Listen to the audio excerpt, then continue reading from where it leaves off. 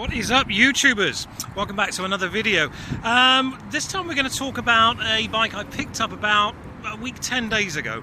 A Suzuki SV1000S, 2003 if I remember rightly, 19,600 miles. And once again picked up really locally. I've been quite lucky in the last few months of picking up bikes local, which means I don't have to travel too far. Which basically means you don't have to spend 2 or 3 hours in a car, on a train or whatever, go and see a car that the seller's misdescribed, and you get there and it's a complete bag of crap, and you end up either having to buy it because you don't want to get the train back, or you just end up having to get the train back or drive all the way home. I mean, I've done that, trust me. I've been to Barnstable twice, and I actually ended up buying a Mini Cooper S in Barnstable purely because I'd spent 2.5 hours on trains and I had to change at Exeter, and I just couldn't be asked to do it all again and come back again, you know, and spend the money and then still not have a car. So I ended up buying that. So buying local is really cool for me. I mean, I really like that. This came up in Plymouth, which is about 10-15 miles away from me. Nice guy down there. He had a garage with a couple of Harleys in there. He got this off his friend who basically stopped riding for whatever reason. I don't know if it was ill health or old age or just whatever it was. So he got it off him for commuting. And then basically got himself a really nice Harley, and then just did exactly the same thing and put it away for a few years. You know, I mean, it didn't have an MOT between 2014 and 2017, just because it was stored away. So the guy basically decided he wanted to release some money. He put it up for sale on Gumtree, I think it was. No, sorry, eBay. Put it up on eBay. I saw it as local. He put a new MOT on there as well, no advisories. I went and had a look at it, and I've been after a Jap V-twin, because if you look at my other videos, you'll see that I really do like my V-twins.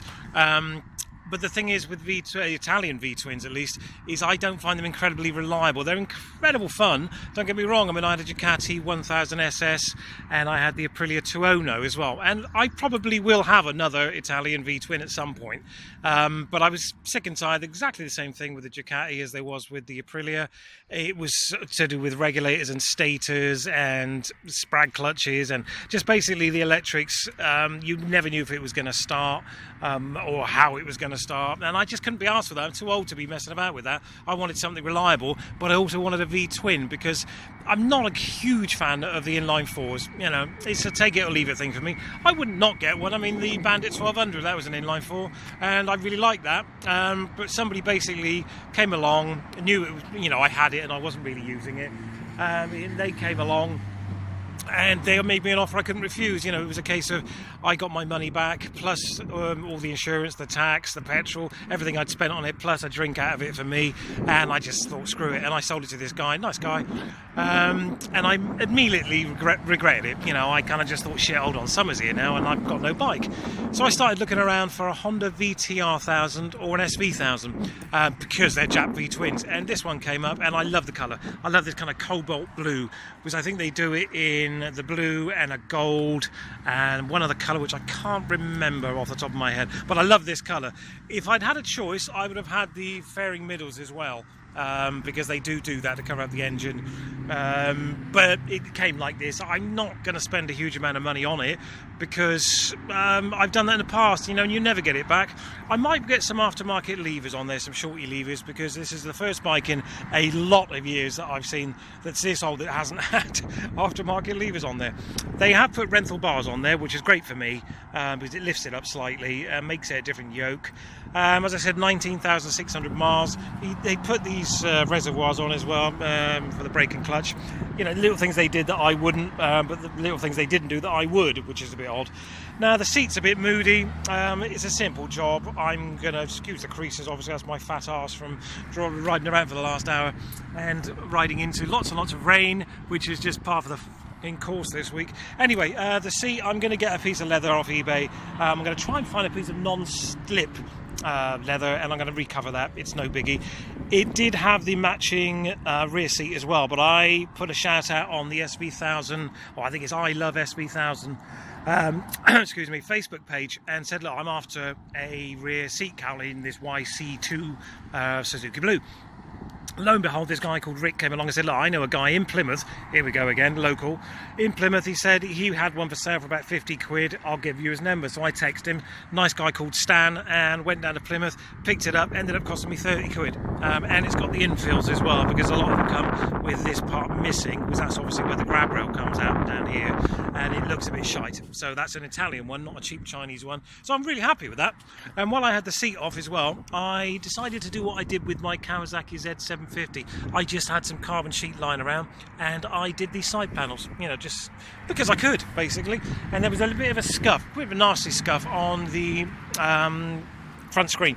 So again, I had a bit left over. So for now, because it was right across here, so for now I've just put this carbon fibre on there. It doesn't look too bad from a distance.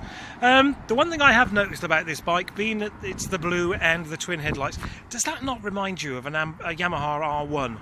It really kind of, I don't know what it is, it just reminds me a hell of a lot with the white wheels. It just reminds me a lot of the R1. Anyway, besides the point, I believe these are blue flame twin exhausts on the back.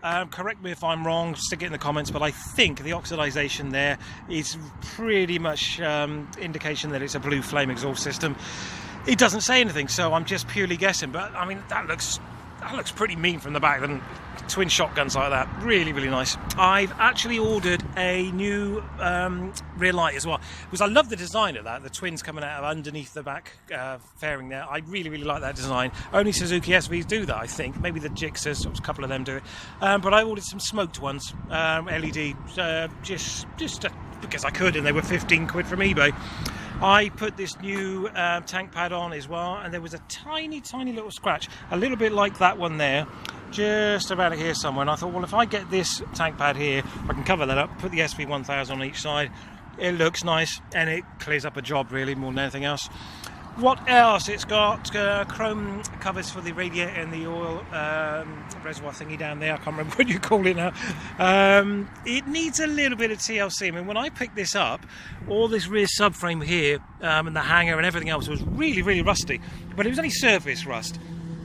And it was on both sides, so all I did is I took the exhaust clamps hangers off, and I just did it in Amorite silver. And it's come out alright, you know, there's no point in replacing it and fanning about with that. It is what it is. It's a 13, 14-year-old bike. It's going to have a few little indiscretions here and there, but that was done in a couple of hours of just messing about, you know. I'm going to get some auto sole and get rid of some of these little blemishes here and there on the frame, because there's some incredible stuff. Comes in a tube, and you just basically rub it on and polish it off. I don't think it's going to fix the little things down here on the engine. The other side's a little bit worse. If I didn't know better, I think someone's already tried to paint that badly, because I'm sure it's not supposed to look like that. Not quite sure what I'm going to do about that. I mean, that auto sol I was just talking about, that will probably get rid of all that crap down there as well. We'll give it a go. And if you're interested in seeing the before and after, give me a shout. You know, the swing arm, I'll do all of that. And you know, just on a nice sunny afternoon, which today isn't, because I decided to go for a ride, and that's just the way my luck goes. What else to tell you about this bike? Not a huge amount. They put little indicators on, and they put a little exhaust, little number plate on there as well. You know, these little things that they did, as I said, that I wouldn't, but they did. And yes, horses for courses, I suppose. Everyone's priorities are slightly different.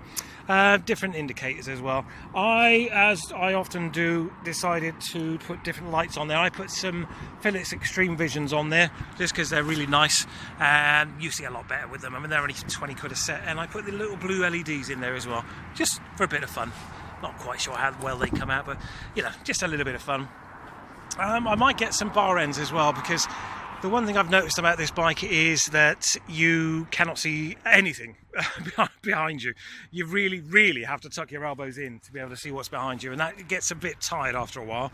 So I'm going to look into some bar ends. I don't quite know what I'm going to do about that yet. Obviously, a tail tidy there, forgot to mention that. I want a rear hugger as well. I really want a rear hugger, desperately, in the YC2 blue.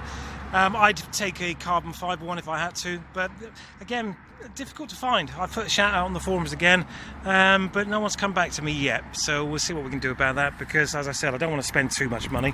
Let's see if we can get this started up. Now I've got to pull the clutch in, so bear with me a sec, guys.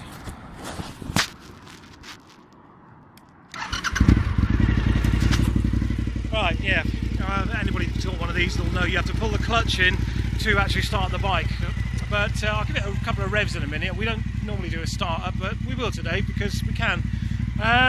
What else? Not a great deal. I mean, I have considered doing the wheels because I love the Suzuki kind of blue and white. I think that's a really nice colour scheme. They're supposed to be traditionally silver, I believe, and he said he sprayed the rear wheel, but he hadn't done the front wheel yet. So I thought, well, in that case, over the winter, if I decide to keep it, I've got a paddock stand for it anyway, so I could quite easily just whip off the front and back wheels, send them away to get powder coated in a really nice bright white. But then I guess the silver was all to do with matching the frame colour, because as you see, it kind of all flows in. So I don't know what I'm going to do about that. I mean, a lot of it depends on whether I keep the bike, of course. I mean, you guys know me.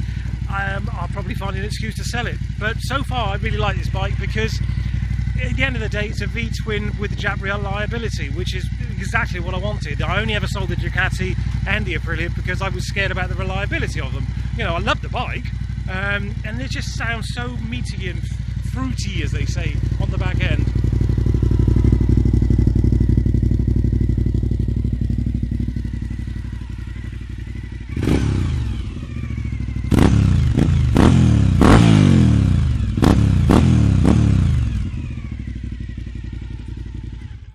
As I said, meaty and fruity. I mean, you know, to be able to get Jap reliability with that V-twin sound, I don't think they actually make that many Japanese V-twins. I know of, in my price range, obviously, because this is all about bikes you can afford. And there's the Honda VTR, which I was kind of interested in, but people were steering me away from it, saying, you know, don't get one, they're so problematic. I find that hard to believe, being that it's Honda. But anyway, the only ones I could find were bright yellow, canary yellow, and I couldn't get on with that. I couldn't ride a bright yellow bike, it's just not me. And I love the cobalt blue. So this one came up, as I said, really local, really good price. I mean, you can pick these up between... You can pick up a bit of a doggy old one with 50,000 miles on it for 1,500 quid. You can pick up a really nice one with maybe 20,000 miles on. The big mileage one that needs some work, you're looking at probably, as I said, 1,500. The nicer one's 2.5 grand. I mean, there was a silver one which had the fairing lowers on there as well. That went for 2.3, I think. I mean, I was going to go and have a look at that, but it went before I could even go and have a look at it. So when this came up, I snapped it up because it's done just under 20,000 miles. It was local, and it's a lovely colour. You know, I didn't want to fanny arse about with it. And the guy delivered it down to me on his trailer and threw in a paddock stand. You can't argue with that, can you? I mean, it doesn't need anything. The only thing on it that's pissing me off is the rear brake doesn't work. I'm not sure why. Could need bleeding. I don't know enough about brakes, if I'm honest, so I might just take it down to the Checkered Flag garage and cafe near me and leave it with them and say, look, sort that out for me. It could be a new caliper.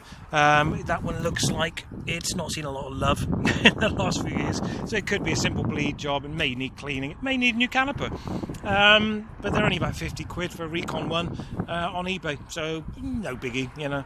But I will get that sorted out. I've got to clean this chain as well because it's just a bit grotty, quite frankly, and I'm not a great fan of these aftermarket levers here.